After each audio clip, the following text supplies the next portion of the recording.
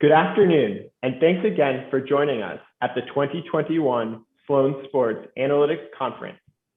My name is Jack Glassberg, and I'm a first-year MBA student at MIT Sloan, and it's my pleasure to introduce our panel, Need Fantastic Trophies.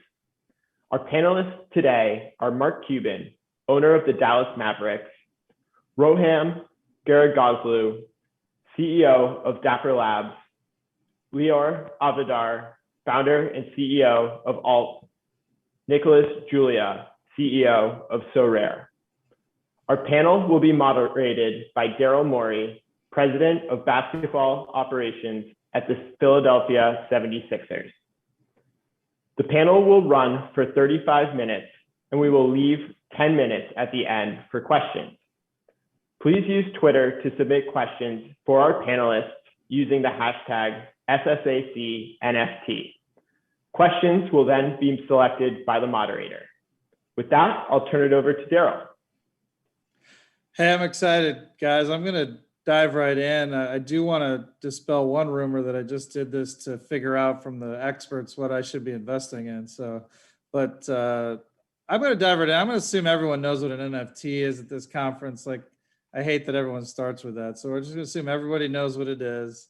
And I'm going to jump right to, it seems very obvious to anyone who's the age of the folks on the panel, there's going to be this boom phase, and then there's going to be a shakeup where certain NFTs, certain asset classes are going to fade or go to zero.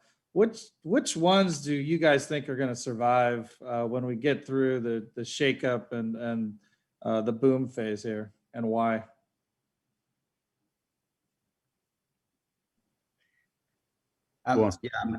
Yeah, you want to go, Roham? Well, I mean, my analogy is always websites, right? Like there in the .com phase, everybody got excited about every new website that came up, but it's very easy to create a new website, just like it's easy to create a new token. I think what's going to differentiate folks is the people that can build a brand, the people that can build a community, and the folks that are offering a product or service that customers want. So, in terms of NFTs specifically, that's sort of what I would look for is projects that are backed by great teams and have good communities around them, and have a economy design that can be sustainable years and decades into the future, because that's the unique thing about NFTs as digital objects. They'll live forever. Yeah, totally agree with that. And I think like this, like people should look at companies looking after 50 years and project looking after 50 days, right? So again, like people building great products with a vision, with a utility, with a great team. So yeah, totally agree with that. It's very easy to create. 99% of these projects will be dead in couple of months or years, and so yeah, it's important to look after the ones that are looking decades ahead. Which ones won't make it? Those that don't look, collectibles are collectibles, and it's very analogous to the physical world. A lot of people try to create collector communities around a lot of different things, and the ones that develop strong enough communities will succeed. But in my mind, the whole collectibles world with NFTs is just proof of concept for the applications that are going to come that disrupt traditional business applications. This is just us learning how to use NFTs, what tokenization is, and that'll inspire people to find new applications, and those will truly be disruptive and where the real weight of NFTs will take place. I'm waiting for those utilities. So I think for me right now, just similar to what Roham and Nicholas said, like the teams that actually can show the rate of innovation, like right now, these NFTs, you can't do too much with them, but the ones that are showing early signs of like, hey, like maybe this will be backed by something where you can use these NFTs to interact with the physical world. I think those that are going to have the most probability for success in the next couple of years. Yeah, 100%. Like I see NFTs like purely as collectible, they are very powerful. I mean, the one that will build brand and communities this is something very powerful. That you have the digital utility, could be games or whatever utility you have in digital space, and then you have the NFT as an access to a real world experience, like a discount to go to the stadium or meet a specific player. Like this is a third type of utility that is very strong. And yeah, I agree that maybe this is the one that we don't really see today, but yeah, I'm sure there's great teams building stuff in the space. I will say, from someone that's not in it, it is hard to differentiate between the good ones and the bad ones, given that we're so early right now. Like, you really have to take people's word on it. No one's really developed something that's close to the utility component yet. Yeah, I mean, it's 1995 all over again. It really, really is. As someone who was right in the middle of all that, where everything was just coming at you fast and furious, it was hard to discern what was going to be real. And there was a lot of money and a lot of named investors behind a lot of projects that went away. But there will be the eBay, there will be the Amazon, there will be some really huge players that come out of this, but it's not obvious necessarily who they are, other than Top Shots and you guys, of course, right? But I think that's a good point. The best investments are investing in the companies that are building NFTs, not in the NFTs itself right away right now. Mark, which one are you going to buy and then short on the way down? Yeah, it's too early yet. There's, and it's interesting. Buying doesn't mean the same thing anymore. It's almost like, do you buy equity or do you buy tokens? And tokens now, because of governance, have some things that aren't really like equity. You never want to say that, but it's just different. And so you have to really make decisions. Like Flow has got a token, but you can't buy it in the United States. And a lot of organizations that are creating NFT-based companies, they're based outside of the United States because of the laws and regulations from the SEC. And so there's also bigger questions about what countries really benefit from a lot of this, and is the United States going to enable it, or are they going to hinder it? And so, so when it comes to investing, it's really weird because, I talk to a lot more Singapore or Indonesian companies, and because that's where they're based with foundations, than American companies. Money where your mouth is. Where are you guys personally buying NFTs or investing in companies right now? Or what ones would you like to see created that you're like, hey, why hasn't someone done that one? I want to invest in that one. Personally, I love the originals, like the CryptoKitties, CryptoPunks. I mean, yeah, there's early projects backed by teams that were here before the hype. There's a special connection for me, at least.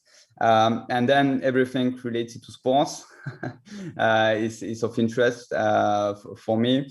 I think there's a couple of interesting project building around the metaverse, like Decentraland, Sandbox, Crypto Voxels. And maybe they're like outside of sport, there are like the advanced projects in the space. So yeah, those are the main ones for me. I personally want to subscribe to what Mark said, and I think there's just going to be a lot of experimentation, and I personally encourage the experimentation. So anytime I see a creator doing something that's new and different, or there's something that I just like personally, that's what I focus my purchasing decisions on, because we're in the 1995 phase of the internet. These assets will be around forever. If I like it, I'm actually buying to keep it in most cases, or to support the innovation, right? To kind of just help more creators create more things. And I think that's what's most special here. I never try to give kind of investment advice, but the coolest thing here is you can kind of like, Kickstarter or Patreon or something, you can go encourage innovation, and then you have a piece of that, you hold a stake in it. Hopefully it's something you emotionally value, but yeah, it's open markets and it might appreciate in price as well. Example, Yeah, can you give an example of some ones you've done, Roham, recently? There's a great team that makes these digital sneakers called Artifact. They work with a 18-year-old artist called Ferocious, and a really, really big fan of their work. This is Hackatow. They're a couple, an artist that works as a couple.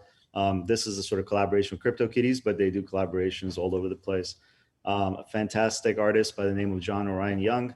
Really like supporting his work. Josie Bellini, coin artist. There's so many folks out there, but every person will sort of gravitate towards their own. Of course, there's Mike Winkelmann, folks like Beeple, who are at this point, multi-millions and millions of dollars, but so many people getting started. It's a renaissance in terms of digital art. So I encourage folks to go out there and try it. And when it comes to sports, sports has the clearest sort of value dynamics, right? And when you look at products like alt, they've built a platform around asset class, which is physical collectibles. There's no reason to not apply that same sort of lens and analysis to digital collectibles. And the market's super early, so prices vary a lot. But I look at art and sort of supporting creators a little bit differently than this idea of sports collectibles and things that have maybe more of a analogy to existing markets.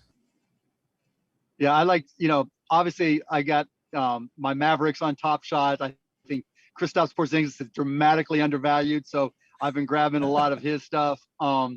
And then what I like to do, I like to go where the gasless stores are. Like I'm an investor in Mintable.app, and they have a gasless, basically free minting approach for NFTs. And, a lot of artists who are just trying to figure out NFTs will go on there, and there's some amazing, amazing stuff that I'll buy, because I like it. And I don't buy to speculate on them. I buy to keep them. And I literally started a company called lazy.com that we developed and designed and, released 3 weeks ago. Now it's 3.5 weeks ago, and we have over 200,000 users. And, I post them up on there, and it's a URL that's in all my social media profiles. So I get to show them off. And so it's really, this whole thing is fun as a collector, hard as a speculator. Well, since we brought up sports cards, I want to dive into, we have the arguably, if not for sure, the two leading sports collect NFT sites in the world right now with So Rare and Top Shots. I wanted Roham and Nicholas, if you don't mind, I want to sort of have you guys talk about all the choices you've made, because you've made extremely different choices in how you are rolling out your site and building your community, whether it be from onboarding, packs, drops versus auctions, whether it's an open back end or a closed back end in terms of how people can trade their cards, whether you sell in auctions or sell with buy it now type prices. I'll start with Nicholas. Talk through your choices on that and why you made them, and maybe why you think those your choices are better for at least your community. So I think so something that is very important for us is the utility component of the NFT and the collectible. And so we started thinking about building a good fantasy game with an open economy. So this was really the starting point for us.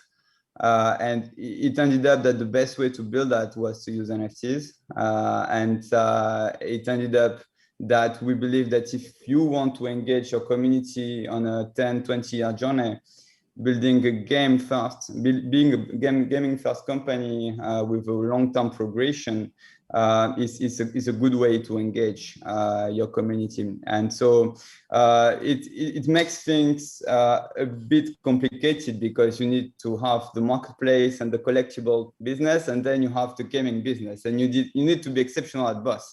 And so during the first 3 years of the journey, most of the questions are are you a marketplace or collectible company, or are you a fantasy company? We are both.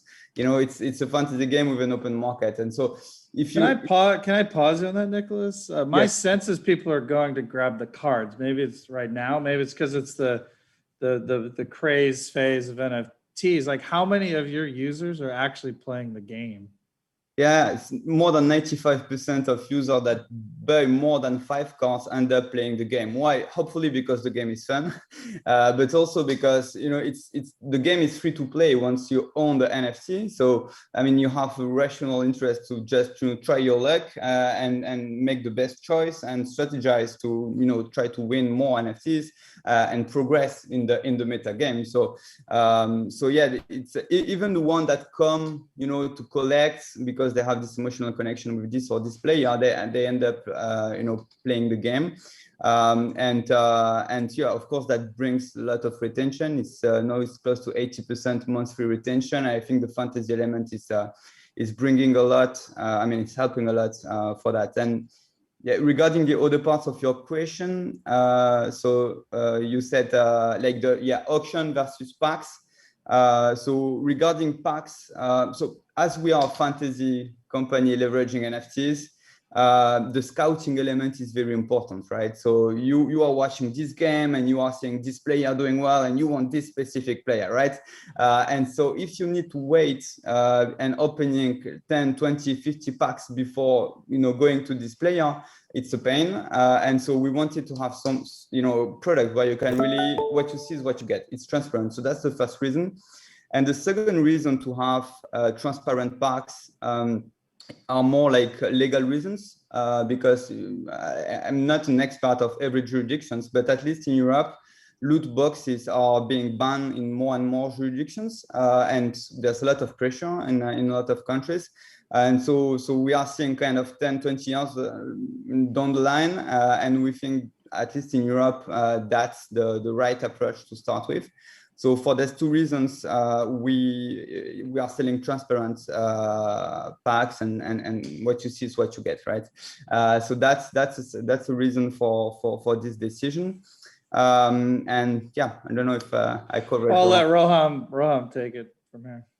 Yeah, for sure. I mean, those are really good points. And look, like I want to see experimentation, and I think it's so awesome that a team like Nicholas's is, really well funded and going after exploring new directions in this space. I can tell you, CryptoKitties was what Nicholas is describing: a game first, collectible second. What we the entire kind of collectability of the cats was related to the game, because it is about the genetics of the kitties and how you use them to create more and rarer cats. And so our learning there was actually that the normal way to think about product development is you build apps and assets live inside those apps, right? You have an app store, and then in each app you can buy stuff. But NFTs, what's crazy about them is that these assets live outside of any individual application. So what we started with Top Shot, and Top Shot is 0.1, it's like a version 0.1. There's so many more things we're going to add to the product, but the asset is the bedrock. The asset is the foundation. The app store comes around the asset, as in you first get the asset. It has a foundational economic value. You can't create new assets through gameplay. You can't, the gameplay doesn't sort of impact the value of the assets in a sort of macroeconomic way through scarcity, things like that. What the game does is it gives you things to do with your assets. So it's kind of similar to, let's say, Fortnite. The game acts as social context for the collectibles. You can show them off to people. And it acts as a free play experience where if you don't have collectibles, you can get started and sort of look at others' collections and say, well, that's really cool. That Mark has a really cool Luka three-pointer. Where did he get that? What is that even? Why does it give his Luka powers that my Luka doesn't have? I want that myself. And so we completely flipped it on its head. And the vision we have for NFTs is that a customer should buy the thing that they like, and then developers can build all kinds of products and services for it. So there's already a team building a fantasy game for Top Shot. And it's called Swish, and it's in testing. A bunch of the community likes it. But if you're a collector and you don't want to engage with fantasy, you don't have to. If you're a collector, you don't want to play the free-to-play sort of casual mobile game we have coming out, you don't have to. You can just sort of enjoy the asset value. And in fact, probably the highest end collectors fit that description. They don't want to figure out how the game works. They just want to look at a market. They understand markets. They understand basketball. They understand sort of, they bet on players and the careers of folks. And, maybe I have an insight that this person is is sort of undervalued by the world. And that's what I act on. And so we really wanted to make sure that, because what's different here is that these are open economies, that the economy is the sort of bedrock of the experience. Now, in terms of all the other decisions, look, we'll have auctions too. We'll have the ability for users to even one day be able to create blind packs and things like that. It's just, what do you start with as the experience? And we wanted to have something very simple. Pack drops are always exciting. They're not like, we are very well aware of those loot box regulations. All our pack drops are flat packs, in the sense that you buy a rare pack, you'll get a rare moment. You don't know which rare moment you'll get, but you'll get one rare moment, that kind of thing. So that brings the surprise, the delight for a new user. They don't have to make any decisions. If they get lucky enough to actually get a pack, it's going to be great. And then on the other side, the marketplace is open 24/7. You can go on there anytime. It's fully transparent. You can look at the trading history of every single asset from sort of creation to now, or the whole chain of custody, provenance, everything is transparent. You don't need to know anything about blockchain. Again, just go read the trading history, and that's what we really wanted to enable. And so, I think in terms of all the other features, they're coming down the pipe. I love experimentation in the ecosystem, but those are some of the reasons why we made the decisions we did. One follow-up, then I'll go to Leo. You've had a lot of attention recently on both your, how people can buy and sell in your marketplace. It sounds like you're looking at changes there. How do you view that marketplace looking in, I don't know, a few months down the line versus what they see today? So is that a question for me? Oh, that's for you. Yeah, Roham, sorry. Yeah. Well, the marketplace, look, like NBA Top Shot marketplace alone has done $500 million of transactions in the last 6 months. It's working really well. Once we had some scalability issues. We 30x the user base, so we need to catch up on support tickets and these kinds of things. But I think the sort of the bones of the experience are exactly what we needed. And NBA Top Shot, the marketplace, is a little bit more like a Coinbase style experience where it's custodial. We work with regulated partners. We let people bring credit cards, but also bring Bitcoin, Ethereum, etc. And everything within there, we do full identity verification. We do full compliance checks, anti-money laundering, all of these things. That slows down the process a little bit. But I am 100% convinced that's what mainstream fans need and want. Because the other way is I mean, the regulation is unclear, but it's questionable.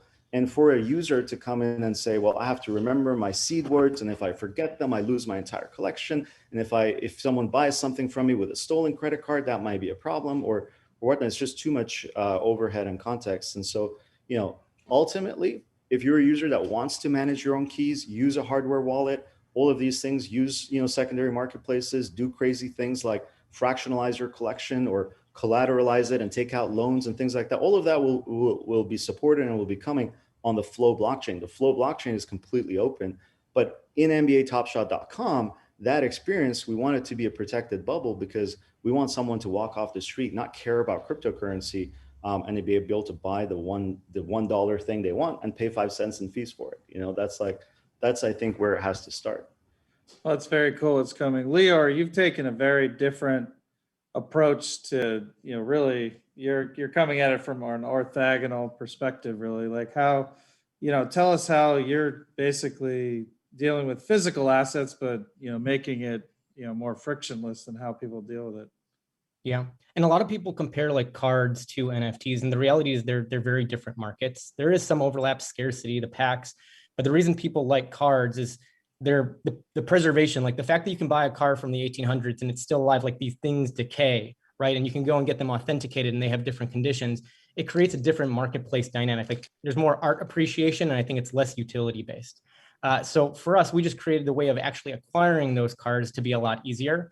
And so cards right now function a lot more like art, but the infrastructure to support them, they're still stuck in the 1800s. And so what we've done is we've taken the infrastructure for other asset classes, particularly stocks, and have applied them to sports cards. And so now when you want to go buy that card, you can go online.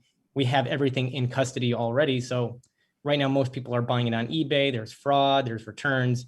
You buy it, you get it right away. If you want to sell it, and this is where it kind of overlaps with NFTs, that transaction happens instantaneously. And so you can just get them. You don't have to worry about that transfer of payment and the shipping. And so we've tried to facilitate that, but for a different asset class. So there's a lot of overlap, but it's just, I think the markets functions completely differently. Well, go ahead, Mark, sorry. No, I was just saying, it works out great. It's a lot like StockX and it works well. You don't have, what I like about what Roham and Lior are both doing is they put the consumer first. And I think that's key. The brilliance of Top Shots is you can buy a moment like you can buy a pair of socks on Amazon, and the friction is very friction free. And dealing with collectibles, physical collectibles, the friction is enormous. I mean, and you have to worry about your little brother or your kids eating them or throwing them away or whatever. And so all that just appears. And so they're both great apps. What seems like, to go back to the theme of the start of this, that you guys, because you guys are all talking about the trust, is you guys see the trust in the community you build as key to surviving this probably very likely upcoming shakeout of, you know, which NFTs are going to sort of make it to the other side. Do you agree or disagree with that? Just anybody? Or it's a terrible question. I think it is a terrible question. So we'll move on. We'll move on. Let's see. One thing that I'll just ask one rapid fire question because it'll lead to others. Do folks think, each of you take a bet, do you guys think CryptoPunks in a year will be worth more or less? Just, you know, punk over punk. Mark's I think up. CryptoPunks be worth, yeah, I think more. Yeah. And what's the reasoning behind that? Because there's just certain classics, right? There's classic styles, there's classic looks, and CryptoPunks has just become a classic. And it's still relatively small audience in terms of people who understand it. And as more collectors come in, the things that'll be easiest to value are the ones that have the longest term trading history and the most demand, floor demand, right? So I just think they'll continue to go up. It's like you bought the Mavericks before lots of rich people realized that that was a good investment, probably. Pretty much, yeah. Or no, it's just more a demand. It's supply and demand, right? The supply is somewhat finite, and the demand will only continue as more people understand NFTs and understand and get into collecting. So I think, you know, the classics, if you will, the OG crypto is going to continue to accelerate in value. I'm gonna take the other side of that bet. I think as the general supply of all NFTs increases, that's the danger. It actually functions or affects the function of actual NFTs. So until there's a big differentiator between the ones that actually are high value versus low value, like the more NFTs, it's kind of like in cards, we have the junk era of cards. We're getting close to the junk NFT era, right? So many people are minting it. Until there's a separation between the top brands and the low brands, it's going to be hard to distinguish. But CryptoPunks, yeah, the CryptoPunks is a brand. Yeah, there's no question that CryptoPunks is a brand. And there's certain ones that are the Hannes Wagners, right? You know which ones they are if you're a collector, and there is a lot of cachet to owning a CryptoPunk. Like if you go to lazy.com/mcuban and you're going to see my CryptoPunk. It's pinned right up front. My Mooncats were up there for a couple of days and then they came down, but my CryptoPunks are going to be there. And when, you know, we integrate with Flow, you're going to see my KP, my Luka Doncic, you're going to see those up there because, you know, we live in a world now where we brand ourselves online. That's what social media has taught us. And part of our brand, you see it now with the social media profiles where, you know, where people, if they have a CryptoPunk, they're putting it in there and that's part of their identity. And I think, you know, you're right. I don't disagree with you, Liar, that there's so many NFTs that most of them become obscure over time, but I think CryptoPunks has established themselves as a brand. All right, we're getting questions from the audience. First one is obviously the NBA and soccer have been out first on the connection to sports. What other sports do we think is going to be next? And the follow-up is, do we think these are good for the leagues to have them? I think that one's yes. I don't think anyone say no on this panel, at least. So what are the next sports that are going to jump into this, we think, and why? I don't know about the NFT world, but F1 seems to be incredibly popular these days. And I think that one is gaining a lot of popularity. Yeah, eventually all the sports will have the NFTs. That's for sure. Yeah, probably US sports are looking at what's going on with Top Shot. You know, in the soccer space, all the leagues, of course, are looking at it too. I think that MLB, you know, tried something 2 years ago. I'm not sure if the project is live still. I think it's not. And the Formula One tried something with Delta Time too. Not sure what the project is in terms of development. But I think there's a game that is out there. Yeah. I think, and Rohan, let me jump in because I know you're going to answer the more important questions. But I think the first question is, how deep is each league going to allow NFTs to go? Because on the surface, Rohan, I'm sure is going to tell us about deals with all of them. But the question becomes, are you a player first league or a league first league? And if you're a player first league, your players are going to want to do their own NFTs and make money at it. And if you've seen me look down, the reason I've been looking down is because I'm on a group chat with our players trying to determine what time after practice they want me to come in to teach them all how to do NFTs for themselves and hopefully sell tomorrow. So while walk them through the whole process on their laptops, set up a wallet, mint an NFT, and sell an NFT with their own product, right? A picture, a selfie, or whatever it may be. And will the NFL allow the players to do that? And will the NBA? That's still to be determined how much they'll be able to do and how. And to back you up, Mark, on our GM call last week, it was like GM saying the players are complaining that a card on Top Shot or a moment on Top Shot's going for 250 grand. Where's my money? So we had to explain how the money flows. Go ahead, Rohan. Sorry. Yeah, they need to. We need to put those royalty checks on the blockchain so that they for Spencer Dinwiddie, so he'll see him. I mean, we'll get there. I think I think Mark's exactly right, but we go a step further, and to all the major leagues, and look, NFTs eventually every single community should have them, whether you're a nonprofit or a neighborhood watch group, or there's different ways to engage. They don't have to be $200,000 moments. They can be free ways to just prove who you are, you did what you did, these sorts of things, or to, mementos, all these things. It's just, it's just it's a new technology, right? But we as Dapper Labs, we want to focus on and work with leagues that'll go a step further than just saying, hey, we are player first, and just look at the technology holistically, say we are fan first. And we're going to do everything in our power to kind of bring those concentric circles, bring those circles of, fan, player, and basically the ecosystem that surrounds the sport together with NFTs. And if you look at NBA Top Shot, the reason Top Shot works is because a player can play on the court while thinking about, hey, am I making a top shot tonight? I hope I made a top shot tonight. Now, the player can step off the court and then engage with their friends. So many of the rookies especially are in Discord chats and live streams and whatnot with fans directly, because they love being able to connect with sort of on the ground people like this. And yeah, eventually they'll also get the direct revenue share. They can build their own collection, so on and so forth. But the real reason Top Shot's taken off is because it has basically zero cost of customer acquisition, and it can grow through the native channels that are the distribution channels that are native to the sport, right? Hashtag NBA Top Shot this on social media is how fans can say, hey, I love this moment. It's how even eventually teams can show, this is what we believe to be high quality, and we share in the sort of revenue that's generated from it.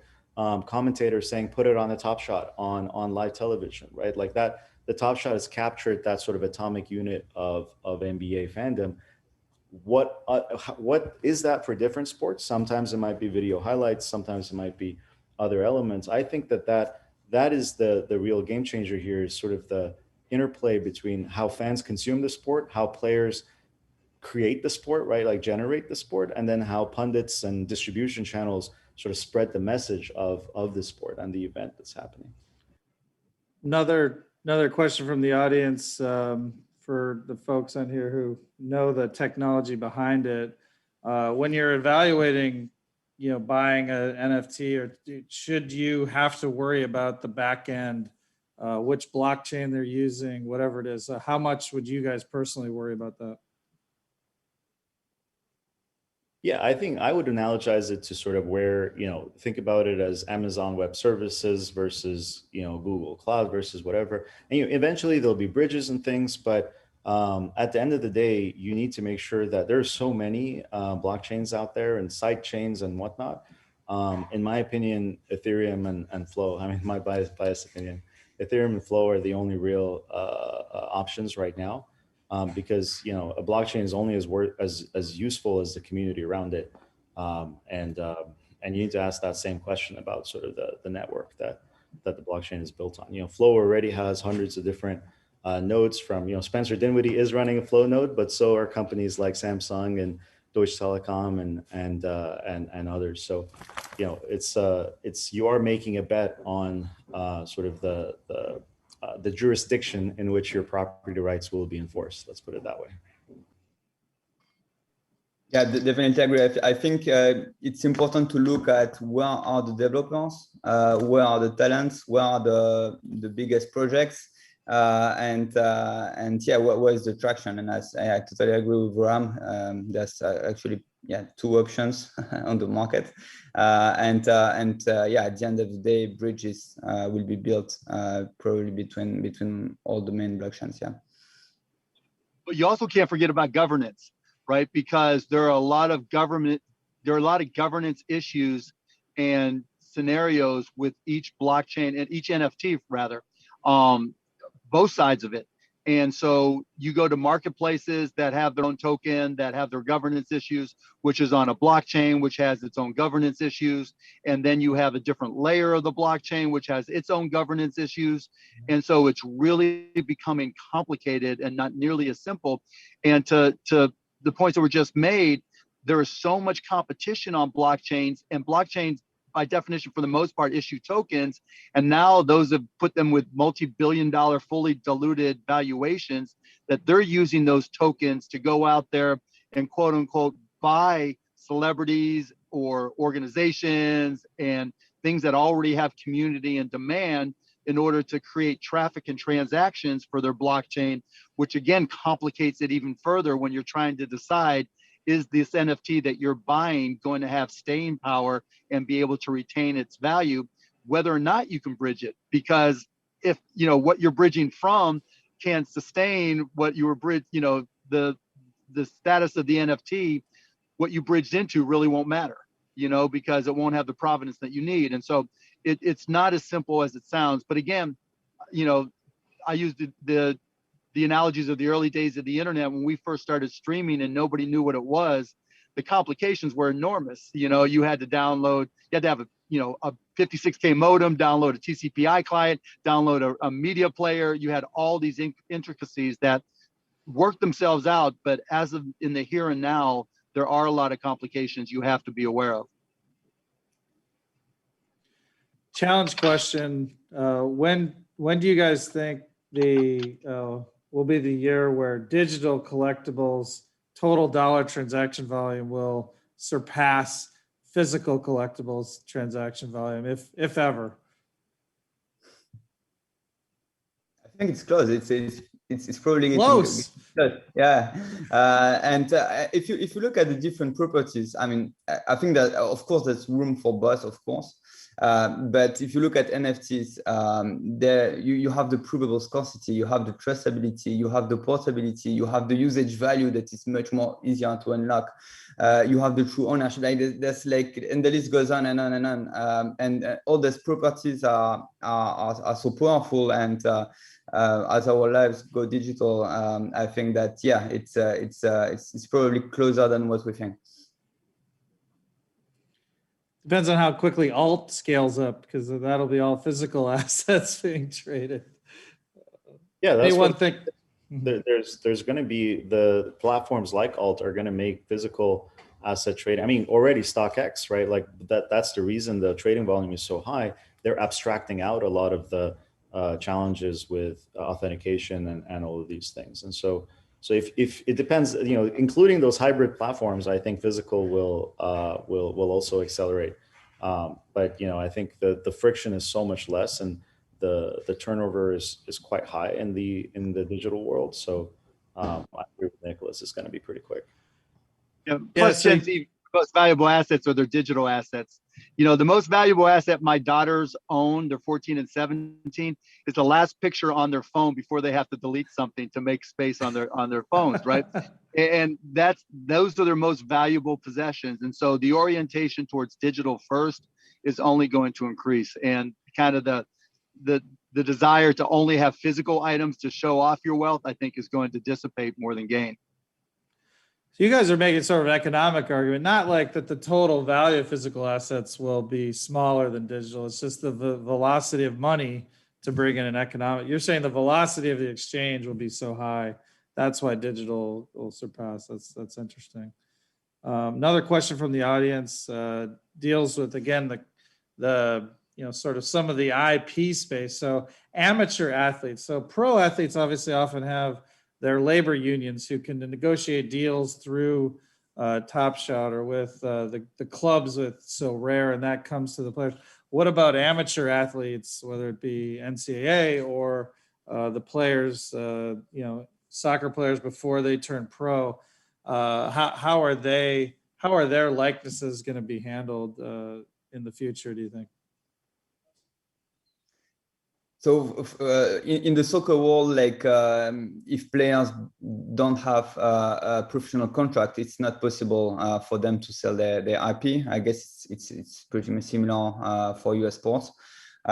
So yeah, it's we don't see a way, at least right now, for them to do something. So we need to wait until the first game, professional game for a player to issue an NFT.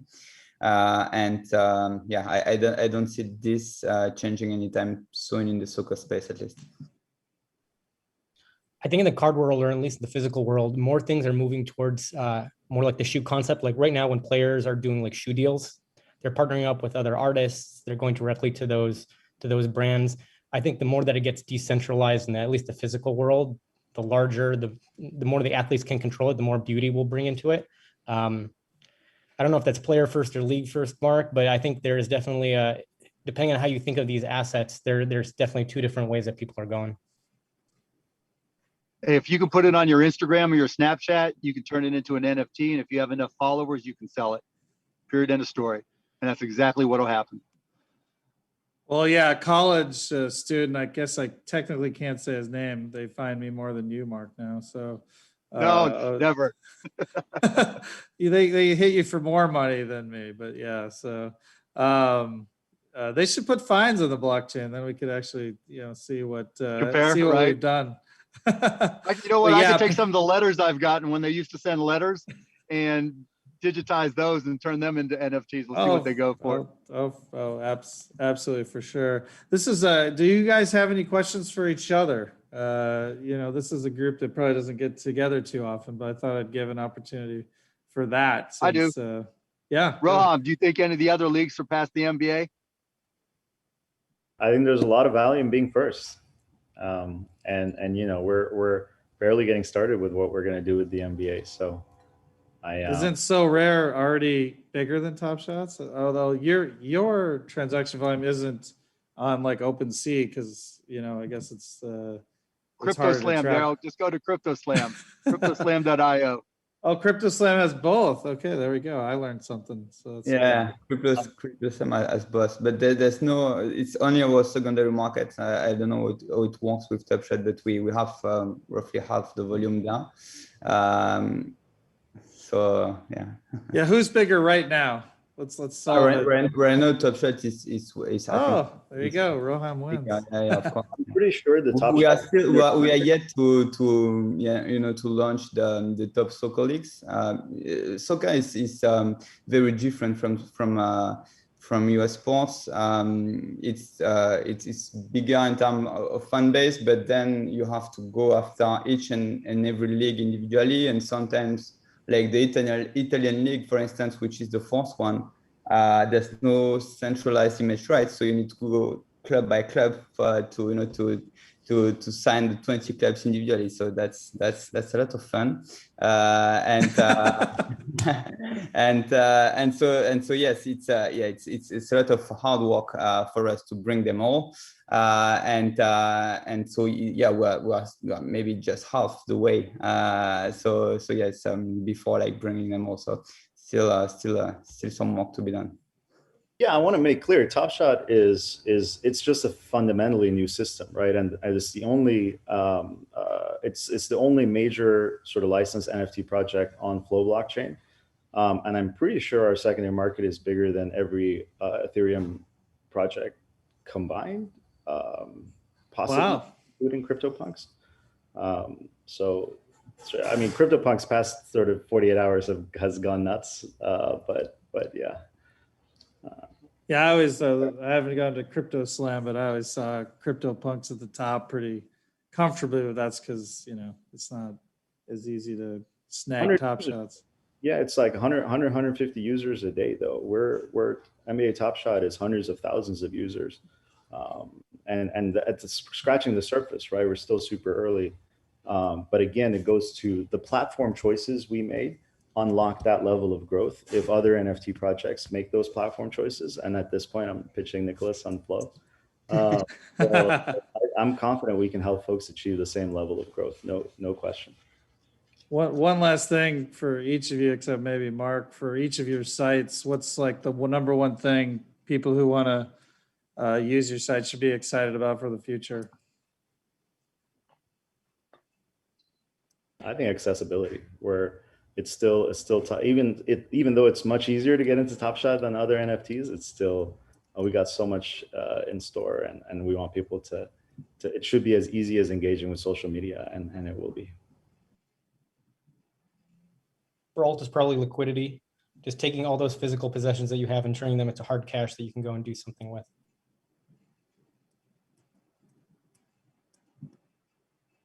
Nicholas? So usage value for us is really central, like what to do in a fantasy game, so which is central to our product, but also in other games. So Ubisoft released a game where you can play only with Sora NFTs. So this is part of course, our long-term vision. Will there be daily fantasy gambling or just the fantasy game? Oh, yes. Right. Gambling is a bit tricky, and I think different DNA for the company. So probably like all the games, all the fantasy games, we have a lot of teams building stuff. Dozens of live side applications like Sora Data, other games like Sora Mega that are live, leveraging our account. So it's from small teams to gaming giants like Ubisoft, who built games leveraging their accounts. I think that's really what's excites us at the moment. Thanks everyone for the time. Me. Wait, Daryl, don't. Oh yeah, Mark gets the last word, of course. It's like Crossfire. Yeah, lazy.com, where you can show your own personal NFT collection and share it on any social media. We're adding buy and sell buttons, so you won't have to go to a marketplace. So if you have an NFT collection, like if you go to lazy.com/MarkCuban and there's an NFT I want to sell, you'll just see a buy button. You'll just click it and you'll be able to buy. So it'll change a little bit the dynamics of how resale is happening. Someone tweet who's got better, lazy.com/dmori or lazy.com/mcuban. So it's a toss up. Who has the better collection? All right, tweet it out. Thanks, guys. Appreciate the time. Thanks, everybody. Thank you. Thanks.